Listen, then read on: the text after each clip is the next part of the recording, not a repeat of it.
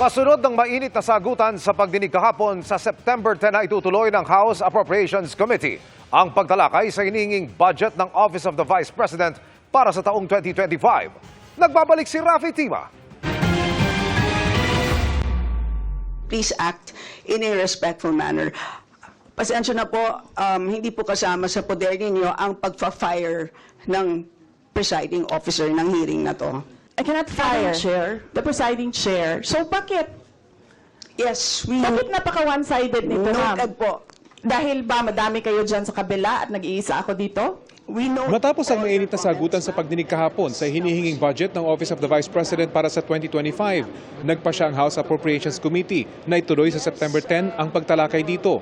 Kakaiba sa dating hearing ng budget ng OVP nitong nakaraang 2 taon kung saan naaprubahan agad ito sa loob lamang ng ilang minuto dahil sa parliamentary courtesy o pagbigay galang sa pinakamatataas na pwesto sa ekotibo. Isa sa pinagtalunan kung dapat bang tinanong si Vice President Sara Duterte tungkol sa paggastos ng kanyang tanggapan sa kontrobersyal na 73 million pesos na confidential funds na hindi pinayagan ng Commission on Audit. Giit ng bise, wala naman daw kasing confidential fund ngayon sa kanilang mungkahing budget. Hanggang sa sinabi ni Duterte, Madam Chair, I will forgo the opportunity to defend the OVP 2025 budget proposal by question and answer, and I will leave it to the House of Representatives to decide on the proposal. si Lanao del Norte 1st District Representative Zia Alonto makikipag-ugnayan daw sa opisina ni Duterte bago ang pagpapatuloy ng pagdinig. Ang request ko lang naman is umupo kami, yung mga staff namin, para leveling, no? Paano yung pa-present na data and how do we go about with the presentation of her budget proposal. Si Adyo ang naatasang mag-sponsor sa 2025 OVP budget sa plenaryo. Lahat naman ng ahensya ng gobyerno ay mahirap talaga i-sponsor because it requires diligence, it requires a